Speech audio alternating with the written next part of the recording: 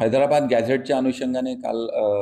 माननीय विखे पाटील साहेबांच्याकडे बैठक झाली आणि त्याच्यामध्ये दिलेल्या सूचनांच्या अनुषंगाने आता सर्व जिल्ह्यांमध्ये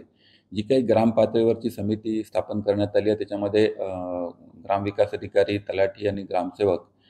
कृषी सहाय्यक यांची जी काही त्रिस्तरीय समिती आहे त्या त्रिस्तरीय समितीकडून आलेल्या अर्जाची छाननी करणे, तहसीलदारांच्याकडे आलेले सगळे प्रमाणपत्राचे जे अर्ज असतील त्या सगळ्या प्रमाणपत्राची छाननीमध्ये ज्यांच्याकडे पुरावे आतापर्यंत नव्हते किंवा त्यांच्याकडचा 67च्या पूर्वीचा कोणताही पुरावा नव्हता त्या लोकांचे आलेले अर्ज या वंशावळ समिती जी होती त्या वंशावळ समितीच्या निमित्तानं ग्रामस्तरीय समितीकडे जातील आणि मग त्यांच्या स्तरावरती लोकल एन्क्वायरी त्यांचे करून घेऊन त्यांचे मग रिपोर्ट सबमिट करून तहसीलदारांच्याकडे आल्यानंतर मग जिल्हाधिकारी प्रांतांच्या स्तरावरती त्यांना सर्टिफिकेट इश्यू होतील. याबाबत संबंधितांना काही प्रशिक्षण द्यायला सुरुवात केली आपण? हां, यासाठी कालच्याच बैठकीमध्ये अशा सूचना देण्यात आल्या होत्या की सर्व जिल्हा स्तरावरती सर्व जिल्हाधिकाऱ्यांनी तलाठी, ग्रामसेवक आणि कृषी सहाय्यक यांचं कंबाईंड प्रशिक्षण घेतलं पाहिजे, जेणेकरून कुठल्याही पद्धतीनं कशी एन्क्वायरी करावी याच्या संदर्भात कुठलीही शंका त्यांच्या मनात राहू नये. तर त्याचे प्रशिक्षण या 2-3 दिवसामध्ये सर्व जिल्हाधिकारी तसे सर्व जिल्ह्यांनी घेतलेले आहेत, पण पुन्हा एकदा सर्व लोकांना प्रशिक्षण घेण्याच्या सूचना आम्ही दिलेल्या आहेत.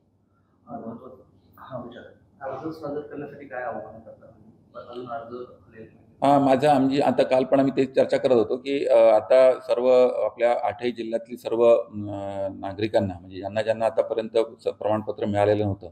त्या लोकांनी आपले अर्ज तहसील कार्यालयामध्ये सादर करावे. त्यांच्याकडे जे डॉक्युमेंट आता अवेलेबल असतील ते डॉक्युमेंट त्याच्यात त्यांनी लावावे आणि ज्यांच्याकडे पुरावे नसतील त्याच्या अनुषंगाने त्याची जी काही प्रतिज्ञापत्र आहेत आपल्याला 13 ऑक्टोबर 67 ही आपली तारीख आहे. 13 ऑक्टोबर 67च्या पूर्वीचे जे काही पुरावे म्हणजे त्याच्यामध्ये आपली खासरा पाहणी असेल, पीक पाहणी पत्रक असेल, असलेला कुठला सातबारा असेल, कुठले रजिस्ट्रीचं डॉक्युमेंट असेल, ज्यांच्या कोणाला आतापर्यंत ओबीसीचं कास्ट सर्टिफिकेट मिळालं असेल त्या त्यांचे प्रतिज्ञापत्र असतील, जेणेकरून हे व्हेरीफाय करता येईल आणि मग लोकल इन्क्वायरी करून घेऊन त्याच्यामध्ये आणखी त्याला सबळ पुरावा गोळा करून घेणे, ज्येष्ठ नागरिकांचे स्टेटमेंट रेकॉर्ड करणे आणि त्याच्या अनुषंगाने व्हेरीफाय करून घेऊन मग त्याला प्रमाणपत्र देण्याची कारवाई करण्यात येणार.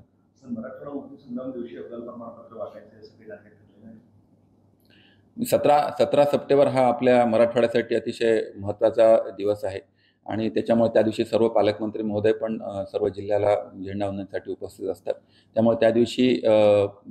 शासनाचं पण मनोदय आहे की या दिवशी आलेल्या ॲप्लिकेशन ह्या नवीन जी आर प्रमाणे 2/9/25च्या शासन निर्णयाप्रमाणे आलेल्या अर्जाची छाननी, त्यांची स्थळ पाहणी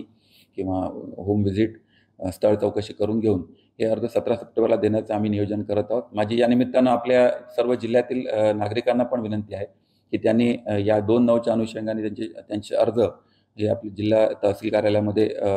जमा करावेत, जेणेकरून त्या लोकांना आपल्याला 17 सप्टेंबर रोजी प्रमाणपत्र देता येईल.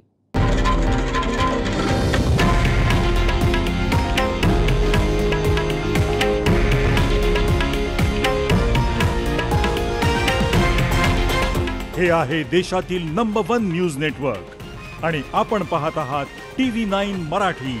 एकमेव.